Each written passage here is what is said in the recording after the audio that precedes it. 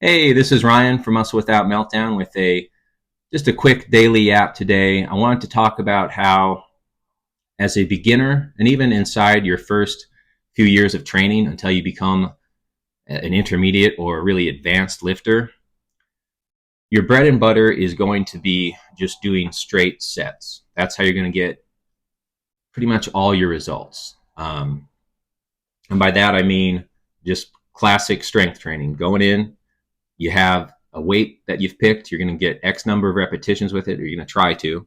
You take the set either to failure or close to failure, and then you're done.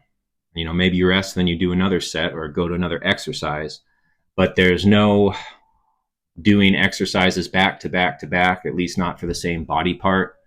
You're not doing strip sets where you get as many reps as you can, drop the weight, keep going, drop the weight, keep going, keep going.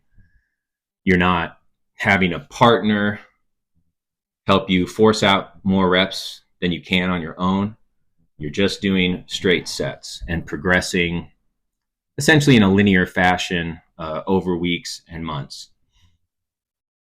And that's really how you're going to get all your results. I kind of want to say just in general, but at least for the first several years, first few years, the rationale behind the other techniques is just that it's one of the old like Weider bodybuilding principles of shocking the muscle, and whether or not that is true is a whole nother discussion, but that's kind of the rationale behind it, hitting the body with some novel stimulus to try to force an adaptation. But really the main thing is that when you get big and strong enough, you can't just keep adding weight to exercises. It becomes dangerous and really exhausting and fatiguing in this way that is hard to explain until you experience it. But imagine if you're strong enough to put 500 pounds on your back and squat, that takes a different toll on somebody squatting 185 pounds, even though the other person is so much bigger and stronger. There's still more of a toll, actually. So that's where those techniques come in, to allow you to get away from the heavy load so much. But the other thing is that, and look, I don't know all the science behind it, but as far as I can tell, and many people agree on this, when you add performance enhancing drugs or cosmetic drugs, however you want to think of them, into the mix with like bodybuilding routines, I feel that these other interesting techniques start to become more effective.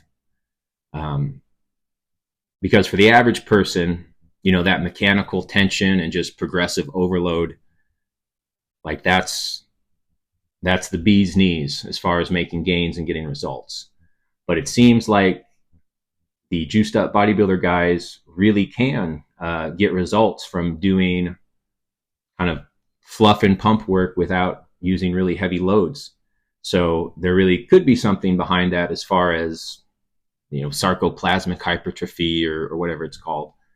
I'm not Mr. Science Based, so I don't want to expose myself trying to talk about it.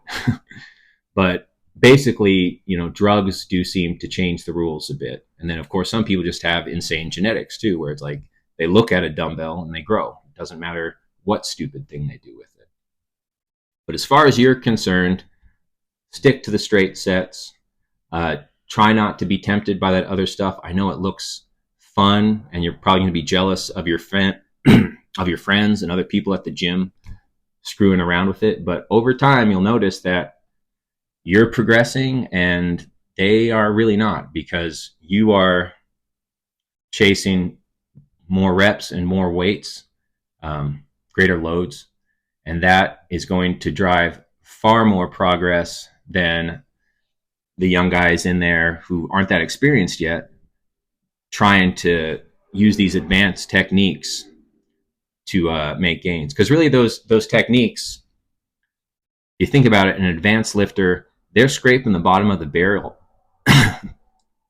They are scraping the bottom of the barrel to gain an additional pound or two of muscle per year. Whereas when you're in your beginning years, you might gain 20 pounds in your first year, and then 10 pounds in the next, and 5 after that. But the point is there is diminishing returns, and you get to a point where you're hardly making gains at all, and that's where all the crazy stuff comes in, trying to shock the body.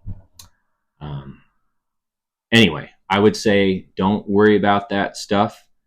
It's going to probably be counterproductive because it's going to take away recovery resources and energy from the more productive training that you could be doing. Yeah, so just don't mess around with it. I never did. I mean, it's your life, do what you want, but I would say if you're serious about getting bigger and stronger, I wouldn't worry about that stuff right now.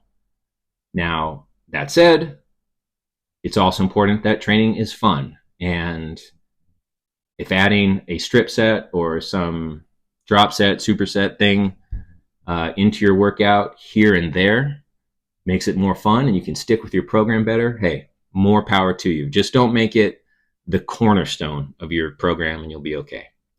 But I think that's all I got for you guys today. I had a really hard time recording this video as far as mic's not working, camera not working, fumbling over my words. So this is it. I'm not doing another take, and I'm just putting this up for the 2 people that are going to see it. But I'll catch you guys tomorrow, and hopefully it'll go a little smoother. I'll see you then.